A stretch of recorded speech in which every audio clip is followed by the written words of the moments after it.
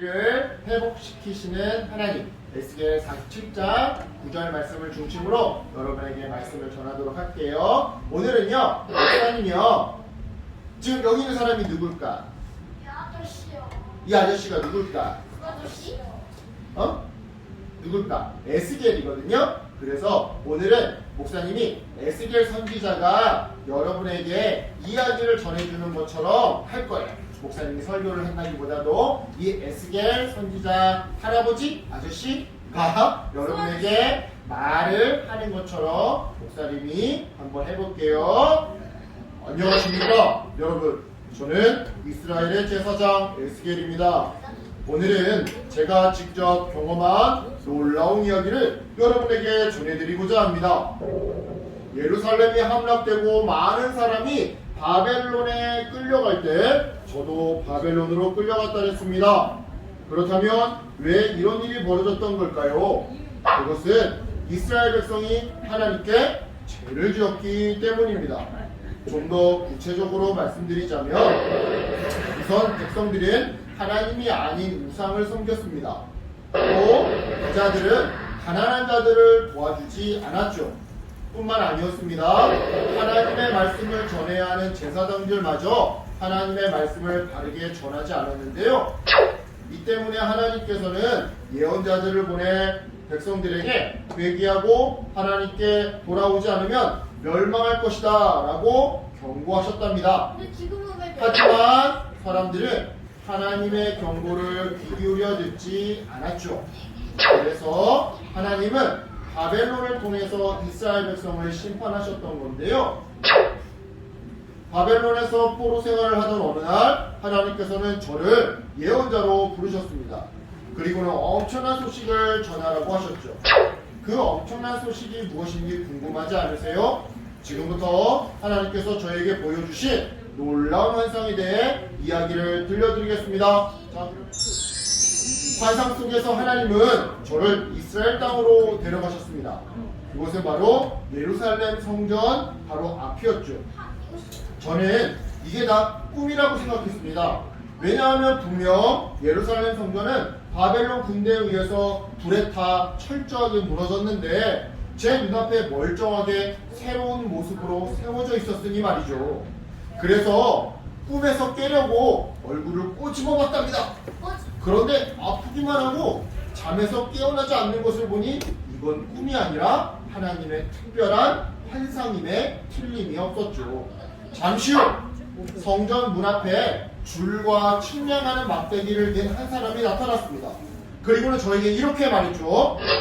내가 너에게 보여주는 모든 것을 잘 보고 듣고 네 마음에 새겨라. 네가 본 모든 것을 이스라엘 족속에게 알려주어라. 이렇게 말한 후 그 사람은 저를 데리고 성전으로 인도했답니다. 그래서 저는 그 사람을 따라 성전 안으로 들어갔죠. 그런데 성전을 돌아보다가 이상한 그리고 놀라운 광경을 목격하게 되었습니다. 그것은 바로 성전 문지방에서부터 물이 흘러나와서 동쪽으로 콸콸콸콸 흘러나가는 광경이었죠. 너무나도 놀란 저는 물줄기를 따라 성전 밖으로 나왔답니다. 그런데 그 순간 줄과 막대기를 든 사람이 손에 든 줄로 거리를 재면서 동쪽을 향해 걸어가다가 한 1000척쯤, 1000척, 숫자 1000척, 그러니까 약 500m 정도 되는 지점에서 갑자기 멈춰서는 건 아니겠습니까? 그리고는 저를 보며 물을 건너라고 하는데 당황스러워도 어쩌겠습니까? 시키는 대로 해야죠. 다행히도 걱정과는 달리 물은 발목 높이밖에 오지 않았습니다. 그런데 그 사람의 요구는 한 번으로 끝나지 않더라고요. 그 사람은 다시 1000척을 재면서, 그러니까 500m를 재면서 다시 걷기 시작했습니다. 그리고는 500m가 되는 곳에서 저를 향해 다시 물을 건너보라고 했죠. 그래서 시키는 대로 물을 건너보니 이번에는 물이 무릎 높이까지 올라왔답니다.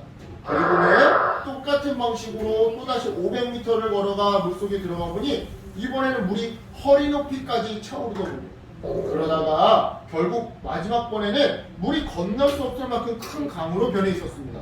그때서야 하나님의 사람은 저에게 이것을 자세히 보았느냐라고 물어보더군요. 그리고는 이어서 줄과 막대기를 든 사람은 저를 강가로 데리고 왔습니다. 강가에 올라가 양쪽 언덕을 바라보는데 정말 아름답더군요. 특히 열매와 잎이 풍성한 나무들이 아름답게 늘어서 있는 모습은 정말 장관이었답니다. 그렇게 경치에 넋이 나가 있던 그때 하나님의 사람은 성전에서 흘러나온 물이 어떻게 될 것인지 저에게 자세히 알려주었답니다. 이렇게 말이죠. 이 물은 흐르고 흘러 바다로 들어갈 겁니다. 이 물이 흘러가면서 바닷물이 되살아나고 이 물이 이르는 곳마다 모든 것이 살아나며 생명이 번성하게 될 겁니다. 이 물이 사해로 흘러 들어가며 그 물도 깨끗하게 회복될 겁니다. 그곳에는 아주 많은 물고기가 살게 되고 어부들은 고기를 잡으려고 강가에 항상 줄져 있을 겁니다. 강물이 흐르는 곳에는 생명이 살아나고 강가 양쪽 언덕에는 다양한 나무가 잎이 시들지 않고 자랄 겁니다. 그 나무 열매는 사람들이 먹고 그 잎은 약재로 쓰게 될 겁니다. 저는 하나님께서 성전에서 물이 흘러나오는 환상을 보여주신 이유를 그때서야 깨달았습니다. 그리고 성전의 물이 무엇을 의미하는지도 알게 되었죠. 이것은 먼저 첫 번째로 생명을 살린다는 의미를 담고 있습니다. 즉, 물은 생명을 살리는 의미인 것이죠. 물은 생명을 유지하고 회복하는데 꼭 반드시 필요합니다. 사람뿐만 아니라 모든 생명에게는 물이 반드시 꼭 필요하죠. 아까 줄과 막대기를 든 사람이 이야기했듯이 이 물이 흘러 들어가고 이 물이 닿는 곳에서는 생명이 되살아나는 일이 벌어질 거예요. 이때 이 되살아나겠고라는 말이 히브리어로 라파예요. 병을 치료하고 아픈 곳을 고치다라는 뜻을 가지고 있는 라파예요. 즉 성전의 물이 흘러간 곳마다 죽어가던 생명들이 되살아난다는 그런 의미인 것이죠. 이처럼 하나님은 저에게 보여주신 환상을 통해 이스라엘 죄악을 깨끗하게 고쳐주시고 그 죄악에 대한 심판으로 죽어가는 백성들을 다시 되살아나게 해주시겠다고 약속하셨던 겁니다. 그러니 이 얼마나 놀랍고 감사한 은혜란 말입니까? 이어서 둘째로 물은 영원한 생명을 의미합니다. 특별히 예수님이 주시는 물은 영원히 살게 해준다는 그런 약속의 의미를 담고 있죠. 하나님께서는 더러운 죄를 지은 이스라엘뿐만 아니라 온 세상을 깨끗하게 고쳐주시고 살아나게 해주세요. 다시 말해 하나님께서는 온 세상을 회복시켜 주시는 분인 것이죠. 이 회복을 위해 하나님은 이 땅에 예수님을 보내주셨어요. 그리고 이 예수님을 믿으면 죄에서 고침을 받고 영원한 생명을 얻도록 약속해 주셨죠. 정말 그런지 우리 그 약속의 말씀을 한번 함께 읽어보겠습니다. 자, 시작! 예수께서 대답하여 이르시되 이 물을 마시는 자마다 다시 목마르려니와 내가 주는 물을 마시는 자는 영원히 목마르지 아니하리니 내가 주는 물을 그 속에서 영생하도록 솟아나는 샘물이 되리라. 아멘. 방금 읽은 말씀에서 예수님이 주시는 물을 마시면 영원히 목마르지 않는다고 말씀하셨어요.